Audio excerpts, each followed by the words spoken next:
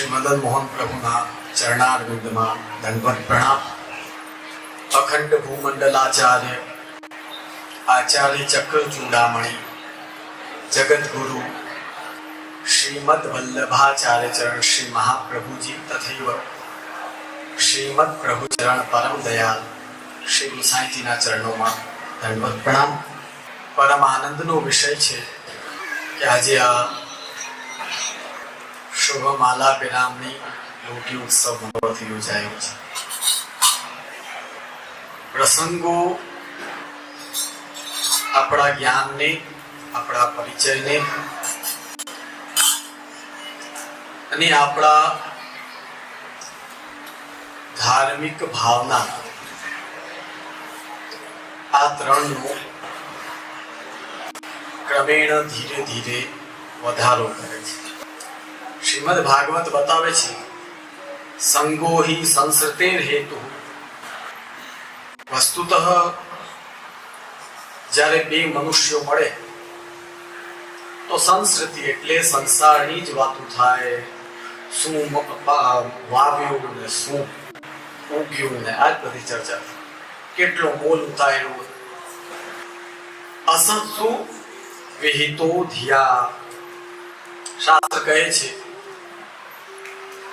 અસજ્જનનો સંગ થાય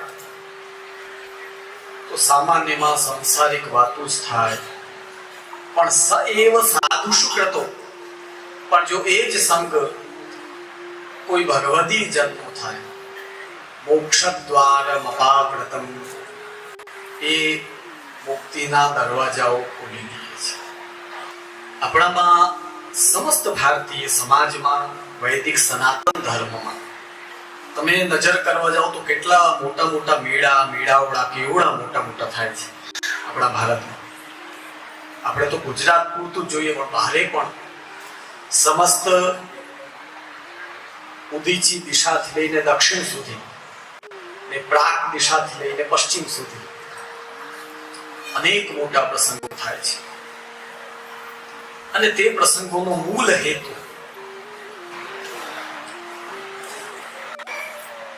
ધાર્મિક પરિચય, ધાર્મિક વાતો અને જીવાત્માનો ધાર્મિક ઉત્થાન, આ એનો મૂળ ધ્યેય છે. તદવત આપણા પુષ્ટિ માર્ગમાં પણ વારંવાર વૈષ્ણવોનું મનોરથ દ્વારા મળવું આ એક બહુ ઉત્તમ પક્ષ છે. અને એટલે જ પ્રસાદ, કીર્તન, રાસ. પ્રસાદ છે એ ઇન્ટરનલ કામ કરે છે, કીર્તન અને રાસ લીઓ એ એક્સટર્નલ કામ કરે છે. શ્રી યમુના પાન કરો, ચરણામૃત જાય પેટમાં, આપણે શ્રી યમુના જલ પેટમાં જાય.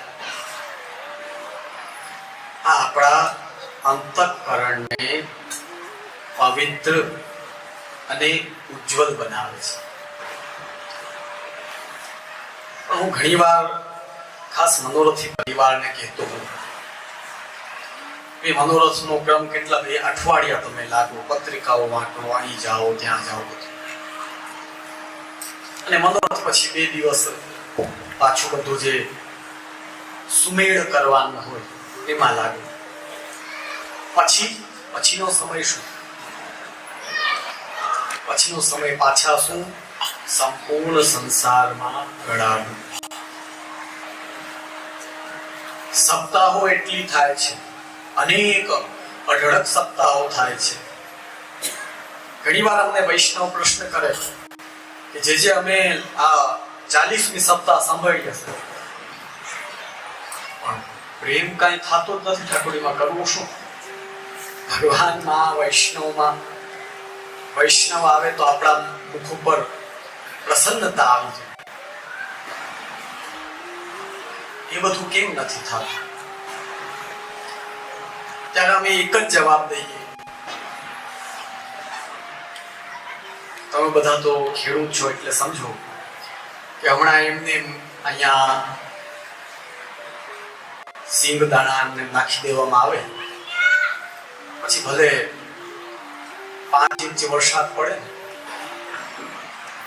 ઉગે નહીં. તમે કહો મેં તો સિંગ દાણા વિખેર્યા હતા પણ ઉગ્યા નહીં.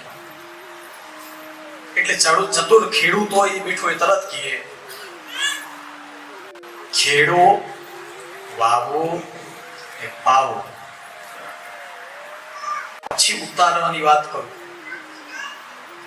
ખેડો હોય નહીં ને વાવો હોય નહીં ને એમને એમ નાખી દો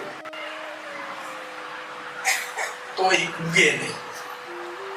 પ્રિય વૈષ્ણવજનો, અમે આપ સર્વેને એ જ કહેવા માંગીએ છીએ, બ્રહ્મ સંબંધ લેવું છે તે પુષ્ટિ માર્ગમાં પ્રવેશ છે. જો આપણે સામાન્યમાં એવું જોવા મળે કે નવા વર્ષની સ્કૂલ ચાલુ થાય એટલે બાળકને જ્યારે તમે નવું ડ્રેસ અપાવો, પછી નવું બેગ અપાવો, નવા ચોપડા મૂકો, એટલે 1 મહિનો તો છોકરો આપણા પેલા જાગી જાય, આપણને જગાડે મારે સ્કૂલ જવું છે. પણ 1 મહિનો જાય પછી આપણે જગાડવું પડે, ભાઈ સાહેબ ઉઠ જા સ્કૂલે જા. તો એડમિશન લીધા પછી ત્યાંથી એજ્યુકેશન એટલે કે જ્ઞાન નોલેજ મેળવવું એ ખૂબ જરૂરી છે. આપણા પુષ્ટિ માર્ગમાં જે પરંપરાથી વૈષ્ણવ પરિવાર છે, પ્રભુની કૃપાથી, શ્રી ગોવર્ધનનાથજીની કૃપાથી, શ્રી મહાપ્રભુજીની કૃપાથી કંઈક સંસ્કાર તો એ પરિવારોમાં નાનાપણાથી થોડા થોડા તો હોય જ. પણ જ્યારે એ સંસ્કારોને જાગૃત કરવા માટે પ્રયત્ન ન કરવામાં આવે તો જેમ અગ્નિ હોય તેની ઉપર રાખ ચડી જાય, એ રાખ હટાવો તો એનામાં દાહક પણ ગુણ આવે અને તાપનો ગુણ પણ આવે. પણ જો રાખ ન હટાવો તો ખબર જ ન પડે કે ભાઈ આમાં અગ્નિ છે. વૈષ્ણવ સાથે એવું જ બને છે કે જ્યારે સંસારમાં પડે અને અનેક કાર્યો, સંસારમાં કઈ ઓછા કામ છે તો એટલા કાર્યો, સવારના જાગો એટલે જોજો લગભગ બધા કોઈ કંઠીના દર્શન કરે, સૌથી પહેલા મોબાઈલ ખોલે, આખી રાતમાં ક્રેડિટ કેટલી થઈ, હવે પાછી આપણે ડેબિટ કેટલી કરવાની છે, એની વ્યવસ્થા સવારે જાગ્યા પછીની 20 મિનિટની બરબાદી એ તો એમાં જ થઈ જાય. હું માનું છું કે ભાઈ ધંધો વ્યાપાર આદિ કે કોઈ પણ કાર્યોમાં વ્યસ્ત હોય તો એને જોવું પડે અને કરવું પડે, કઈ ગલત નથી. પણ એના પછીનો જે સમયગાળો છે કે જેમાં વૈષ્ણવ તરીકે, સર્વપ્રથમ વૈષ્ણવ તરીકે શ્રી ઠાકોરજીના સ્વરૂપ પધરાવીને એમના શૃંગાર એટલે કે જગાવવા, ભોગ ધરવા, શૃંગાર કરવા અને ઓઢાડવા, આખો જે શ્રી મહાપ્રભુજીનો બતાવેલો સેવાક્રમ છે. એક કાલમ દ્વિકાલમ વા ત્રિકાલમ વાપી તમ ભજે. જો પહેલી ફરજ તો વૈષ્ણવ માત્રની એવી છે કે તો એક કાલની સેવા કરો. એક કાલની સેવા એટલે જગાવ્યા, મંગલ ભોગ ધર્યા, ગુંજામાલા ધરાવી, સન્મુખ બેસીને પાઠ કર્યા અને પાછા ઓઢાડી દીધા. આ પ્રકાર પણ સેવાનો છે, પણ આ આપણા વ્યવહારમાં હમણાં ચાલતો નથી. આને કહેવાય એક કાલની સેવા. પછી દ્વિકાલ એટલે પ્રાતઃ અને મધ્યાહ્ન, અને ત્રિકાલ એટલે કે જે મરજાતી વૈષ્ણવ આખો દિવસની સેવા કરે. કોઈની સામે ત્રિકાલ સેવાની વાત મૂકો તો ઓહો તો હવે ક્યારેક ગરડા બુઢા થાશું, ક્યાંય કામમાં ન રહીએ, ત્યારે ઠાકોરજી સાચવે, ઠાકોરજીના કામ. જોજો લગભગ સંસારી જીવોનું એવું જ હોય કે જ્યાં સુધી સંસારને કામ આવતો નહીં ને ત્યાં સુધી ત્યાંથી છૂટો ન પડે. પણ સંસાર, અમે તો ઘણી વાર જોયું, બિચારા વડીલો આખી જિંદગી ખેતરે એટલા બિચારા પચ્યા હોય, છેલ્લે પછી કામે ચાલ્યા જાય, દાંતે ન હોય મોઢામાં, અને પછી છોકરાઓ ભણી ગયા હોય, વાતચીત કરતો એમાં વચ્ચે કાંઈક બોલે ને કે બાપા તમે શાંતિથી બેસો, તમારે નહીં બોલવાનું વચ્ચે. એટલે પછી ચૂપચાપ બેસી જાય. બીજું શું કહું? ત્યારે કોણ હાથ પકડે? ત્યારે ઠાકોરજી આપણો હાથ પકડે. તો વૈષ્ણવજનો કહેવાનો તાત્પર્ય કે જ્યાં સુધી ખેડાય નહીં, વવાય નહીં, ત્યાં સુધી ઉગવું મુશ્કેલ છે. એટલે પુષ્ટિ માર્ગીય વૈષ્ણવ તરીકે પહેલી ફરજ તો ભાગવત સ્વરૂપની સેવા,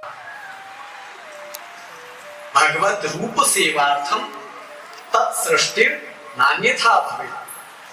અને એ ન થઈ શકે અત્યંત આપણે લૌકિકમાં હોઈએ તો પુષ્ટિ માર્ગી વૈષ્ણવે અષ્ટાક્ષર મહામંત્ર એટલે કે શ્રી કૃષ્ણ શરણમ મમ અને શ્રી યમુનાષ્ટક આ બેનો પાઠ કર્યા વિના ઘરથી બાળે નીકળાય નહીં.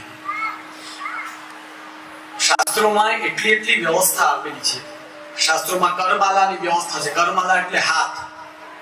હાથમાં તમે માળા કરી શકો. બોલો, આ જમણા હાથના આ ભાગથી પ્રારંભ કરો. 1 2 3 4 5 6 7 8 9 10.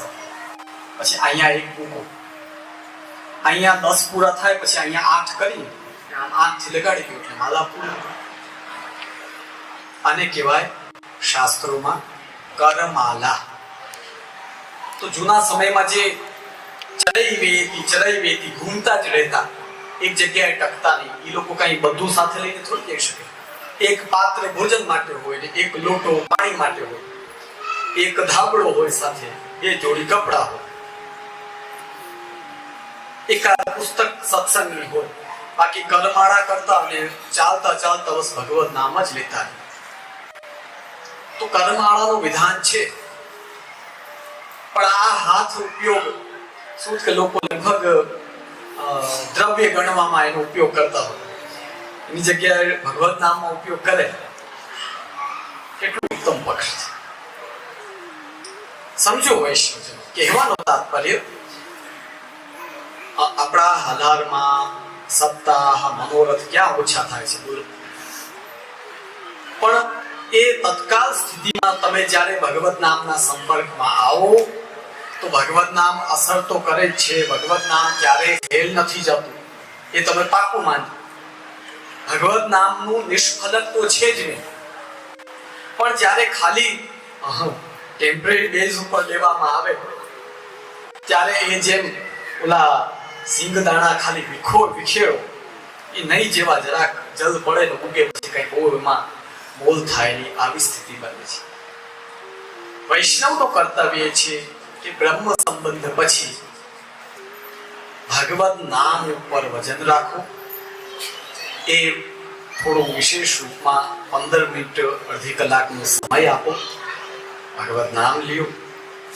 અમે ઘણા વૈષ્ણવના ઘરે જઈએ તો પેલું મંદિર પણ હોય, અમે કે દીવાબત્તી એ કરીએ છીએ. પણ વૈષ્ણવજનો એક વાત પાકી માને, શાસ્ત્રોમાં ક્યાંય જેટલા હમણાં અમે ગામડામાં સેવા લઈએ ત્યારે ઘરે ઘરે સેવા લઈએ, ઘરે ઘરે મંદિર હોય ને પોતાના ભક્તિ ભાવથી દીવાબત્તી આદિ બધા કરતા હોય છે ઘણા અનેક વૈષ્ણવ.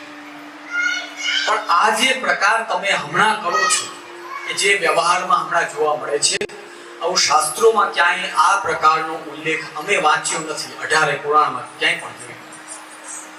ત્યાં એક દેવની પૂજા, ત્રિદેવની પૂજા, પંચદેવ પૂજા અને સનાતન મંદિર હોય તો ભિન્ન ભિન્ન જે દેવતાઓનો વિધાન કરેલો છે એવી રીતે એક પૂજા. બાકી આપણે અહીંયા તો એવી સ્થિતિ છે કે જન્માષ્ટમીના મેળામાં જાય ને ત્યારે ઓલા ધાર્મિક રીતે જે ફોટા ને ખરીદવાના હોય ખરીદી લે, લૌકિક રીતે ઓલી રાઈડમાં બેસી જાય, ફરી લે, સાદી રીતે જે કપડા લેવાના હોય લઈએ, ઘરે આવી પછી ધાર્મિક ફોટા હોય ને એ બધા ઓલા મંદિરમાં અંદર પધરાવે. પછી ન સમાય તો આમ ઓલામાં આસપાસના ખાંચા હોય એમાં પધરાવે. પછી અમારી પાસે બ્રહ્મ સંબંધ લીધે અમને પણ એમાં. આ ક્રમ ક્યાંય નથી. તો કહેવાનું તાત્પર્ય રાજુભાઈ તો જાણે છે કે બધા સરકારી વિભાગમાં હવે માનની મોદી સાહેબના આવ્યા પછી પ્રોસિજર બધે વ્યવસ્થિત પ્રોસિજર કરવો. આટલો એક ફકરો કે એક લાઈન ભરવાની રહી ગઈ એટલે પાછો આવે ફરીને ફોન. તો જ્યારે આ દુનિયામાં એ પ્રોસિજર આટલું કામ કરે છે, તો જ્યારે આ આત્માના ઉદ્ધારના રસ્તા ઉપર તમે જાઓ કે ત્યાં પ્રોસિજર છોડીને તમારા મનમાં આવે એમ બેસાડો, દીવાબત્તી કરો. શાસ્ત્ર એમ કહે છે, યોમામ સર્વેષુ ભૂતેષુ સંતમાત્માનમ ઈશ્વરં હિત્વાર્ચામ ભજતે મૌઢ્યાત ભસ્મન્નેવ જુહોતિ સહ. યોમામ સર્વેષુ ભૂતેષુ, આપણા શ્રી ગોવર્ધનનાથજી, જેને આપણે કૃષ્ણ, જેમને આપણે પુરુષોત્તમ કહીએ, જેને આપણે વ્રજાધીન કહીએ, જેને આપણે નંદનંદન કહીએ, જેને આપણે લાલન કહીએ, જેને આપણે શ્રી બાલકૃષ્ણજી કહીએ, આ પ્રભુ અંતર્યામી રૂપે આપણે આપણા અંતઃકરણમાં વિરાજમાન છે. ઘણા લોકો કહે કે ભગવાન તો તમારા હૃદયમાં જ બિરાજમાન છે, મંદિરમાં જવાની શું જરૂર છે? તો સરસ્વતી પણ જ્યારે જે જીવાત્મા પેદા થાય ને ત્યારે એને અંદર જ બેઠી હોય, પણ સરસ્વતી મંદિર જવું પડે એટલે કે વિદ્યાલય જવું પડે ત્યારે એ સરસ્વતી પોતાનો મોટો સ્વરૂપ કરીને કોકને ડોક્ટર બનાવે, કોઈને વકીલ બનાવે, કોઈને બેરિસ્ટર બનાવે. એ જ પ્રમાણે પૂર્ણ પુરુષોત્તમ આપણા હૃદયમાં વિરાજમાન છે. એમને જો સેવો, એમના દર્શન કરવો, એમની સેવા કરવો, એમનું નામ લ્યો, ત્યારે તો તે પ્રભુ આપણા રોમ રોમ સુધી અને સત્સંગ દ્વારા બીજાના કાન સુધી પધારે છે. તો શાસ્ત્રો કહે છે, યોમામ સર્વેષુ ભૂતેષુ, ભગવાન પોતાના માતાને કહી રહ્યા છે, હે માતે, હું પ્રાણી માત્રના અંતઃકરણમાં રહેલો છું, મને છોડીને. યોમામ સર્વેષુ ભૂતેષુ સંતમ આત્માનમ ઈશ્વરમ, એમના અંદર અંતર્યામી રૂપે રહેલો ઈશ્વર, ઈશ્વર એટલે કે પૂર્ણ પુરુષોત્તમ છે. હિત્વા, એને છોડી દે, એને ઉપર ધ્યાન નહીં. ને અર્ચામ ભજતે મોઢ્યાત, પોતાના મનથી અનેક ફોટા ભેગા કરીને દીવાબત્તી કરે, પાછા ટીવીમાં જોઈને રોજ નવા બધા વિધાન કરવા વાળા આવે કે આ કરો તો એનાથી આ થાય, એ જોઈને પછી પુસ્તકો લઈ આવે ને ત્યાં બેસીને પાઠ કરે.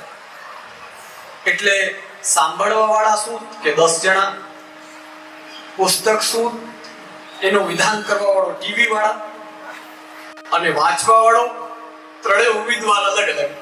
એટલે એકેનો ક્યાંય મેળ જામે આ ક્રમ શાસ્ત્રોક્ત નથી. આને મૂઢાત્મક અર્ચા કહી છે. અર્ચા એટલે પૂજા.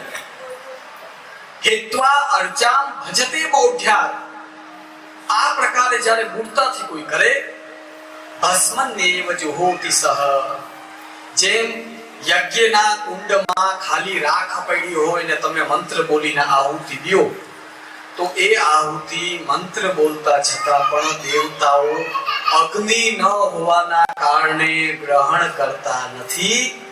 તે જ પ્રમાણે પોતાના મન મેળે કરેલી આ બૌદ્ધાત્મક પૂજા કોઈ પણ દેવી દેવતા કે ગુરુ જ્યારે નીતિપૂર્વક નિયમપૂર્વક ન હોય તો એ ગ્રહણ કરતા નથી. તો ખાલી ટાઈમની બરબાદી છે. એના કરતા શ્રી ગોવર્ધનનાથજીને પધરાવીને અષ્ટાક્ષરની માલા અને શ્રી યમનાષ્ટક કરો. એક વર્ષમાં શ્રી યમનાજીની એવી કૃપા થાય કે આપણી મતિ સ્વતઃ સાંસારિક કામ પણ કરતી રહે. જોજો, જેમ તમારા ગાડામાં 2 ટાયર હોય, એમાં 2 ઓલા પૈયા લાગેલા હોય, એમાં એકને પણ કેવું ન પડે કે તું આની જોડે ચાલજે. એક ચાલે એટલે બીજો ચાલવા જ લાગે. એમ આપણે સંસાર અને અધ્યાત્મની વચ્ચે છીએ. જો અધ્યાત્મનો વિભાગ આપણો મજબૂત રાખો તો સંસાર રૂપી ટાયર સ્વતઃ એના સાથે જોડાઈને ચાલવા લાગે છે, પછી અલગથી કેવું પડતું નથી. તો પ્રિયજનો, કહેવાનો તાત્પર્ય કે ખેડવું ને વાવવું એ ક્યારે થશે ખબર છે? કે જો તમે રોજ ભગવત નામ અને શ્રી યમનાષ્ટક અષ્ટાક્ષર કરશો તો મનોરથ કરવો એક ઉત્તમ પક્ષ છે. બધાનું મળવું થાય, કીર્તનનું શ્રવણ, ભગવત પ્રસાદ, મર્યાદી વૈષ્ણવ અને એમના ઠાકુરજી પધારે, આ અહોભાગ્ય છે. મનોરથ તો કરતા જ રહેવું જોઈએ સર્વ વૈષ્ણવ, પણ તેની સાથે નિત્ય જે આપણું આરાધન છે. કેમ આપણે મનોરથમાં પ્રસાદ લઈને આવો તો પછી બીજે દિવસથી આપણી રસોઈ બંધ કરી દઈએ? નથી કરતા. આપણી રસોઈ કેમ ચાલુ જ રહીએ પાછી? અહીંયા ગામડામાં તો 5 વાગ્યામાં પ્રસાદ મેળવી દઈએ, શહેર વાળા છે 10 વાગે જમવા વાળા, પાછા 10 વાગે પાછી ભૂખ લાગી જાય. તો જેમ આપણે પ્રસંગોમાં જઈને બધું પ્રસાદ આદિ લઈને પણ પછી પાછા આપણો નિત્ય ઘરનો જે ક્રમ છે એને બાધિત કરતા નથી, તે જ પ્રમાણે મનોરથ આદિ બધું કરો, પણ સાથે સાથે ઘરે તમે એક એવું આપણા પુષ્ટિ માર્ગીય આરાધના એટલે કે પુષ્ટિ માર્ગીય પાઠનો ક્રમ ભલે સૂક્ષ્મ રાખો, પણ સાવ એના વિનાના આપણે વૈષ્ણવે લેવાય નહીં. એટલે કહેવાનું તાત્પર્ય એ જો ખેડાયેલું હોય પછી અમે વચનામૃત કરીએ ઊંઘે. અમે પણ આટલા વર્ષથી અમે વિચાર કર એક દિવસ બેઠા બેઠા અમે વિચાર કરતા હતા કે મહાપ્રભુજીથી હમણાં અમે 17મી પેઢી છીએ, કાકાજી અમારા પિતૃચરણ 16મી પેઢી છે. 16 પેઢીથી એક ને એક વાત હવે કેટલી હજારો વાર સમજાવી ચૂક્યા, સમજતા કા નથી. પછી ખબર પડી કે હજી ખેડાવાનું બાકી છે ને અમે ઉપરથી વરસાદ કરે છે, ઊંઘે કેમ? તો સમજો વૈષ્ણવજનો, ખેડાશે ત્યારે કે જ્યારે રોજ પાછળ પડશો. કેમ તમારે તમારા ખેતરે વ્યાપારે રોજ જાઓ તો 15 દિવસનું હમણાં બધું બંધ કરી દો, જોજો આપણા વ્યવહાર વ્યવસ્થા બધી રોકાવા લાગે. નિત્ય કરવું પડે. એટલે સર્વદા સર્વભાવેન ભજનીયો પ્રજાધિપઃ સ્વસ્યાયમેવ ધર્મો હિ નાન્યક્વાપી કદાચન. આપણો આ જ કર્તવ્ય, આ જ ધર્મ છે. વિશેષ ન કહેતા સમસ્ત પરિવાર દ્વારા અને ખાસ અમારે જે ખૂબ મળવાનું થતું રહીએ કાર્યક્રમમાં એ અમારે ભગવતી રાજુભાઈ સાથે અને એમનો લોકો સાથેનો વ્યવહાર પણ નાનામાં નાના વ્યક્તિ માટે દોડીને તરત કામ કરવું આ જે સ્વભાવ છે ખૂબ ધન્યવાદને પાત્ર છે. એમના મોટા ભાઈ અંદરથી હૃદયથી ખૂબ ધર્મવાળા, પણ પોતાના કામકાજમાં ઘડે રૂ. એટલે એમને અમે કહેશું કે ત્યાં જામનગર હોતો એટલે 15 દિવસે એકવાર જો આપણા શ્રી મદન મોહન પ્રભુ બિરાજે છે. વિચાર કરો, લૌકિકમાં પણ જેને પોતાના માતા પિતાને માતૃદેવો ભવ પિતૃદેવો ભવ આ જે વૈદિક સિદ્ધાંત અનુસાર રિસ્પેક્ટ અને પ્રેમ, જો આ બે વસ્તુ હોય આપણા માતા પિતા તરફ, એક તરફ રિસ્પેક્ટ, એમની કરેલી વસ્તુ, એમની સાથે રહેલી વસ્તુ, એ આ શું કે અમારા દાદાની આ વસ્તુ છે, આમ કેવું આપણને આમ ગર્વથી આપણે, કેમ કે એમના તરફ રિસ્પેક્ટ પણ હોય અને પ્રેમ પણ. એમ જ વિચાર કરો કે અલૌકિક ધન એવા શ્રી મદન મોહન પ્રભુ, શ્રીનાથજી, શ્રી નમિતલાલ, સાત સ્વરૂપો, આ બધા આટલા વર્ષો પહેલા મહાપ્રભુજી ગુસાઈજીએ એમને શૃંગાર કર્યા, સેવા કરી, ભોગ ધરી. આવા પ્રભુ શ્રી મહાપ્રભુજી ગુસાઈજીની સેવા કરેલા શ્રી ઠાકોરજી આપણા ગામમાં બિરાજતા હોય, આપણા શહેરમાં હોય તો 15 દિવસે એકવાર ભલે દર્શને ન થાય, કદાચ ભોગને આવ્યા તો દ્વારને દંડવત તો આપણે અવશ્ય કરવા જોઈએ. એટલે અમે આખા પરિવારને કહેશું ખૂબ આનંદમાં રહો, પણ કાંઈક નિત્ય અનુષ્ઠાન અને 15 દિવસે ભલે શ્રી ઠાકોરજી સન્મુખ થવાનો આ ક્રમ બધા જાળવો. જોજો આગળની પેઢી આબાદ થઈ જશે. તમારા જ વડીલો કેવા કાળા તડકામાં ખેતરે સમય વિતાવ્યો, આજ એમની કઠોર મહેનતનું ફલ લૌકિક રીતે તો બધા આનંદ લઈ રહ્યા છે.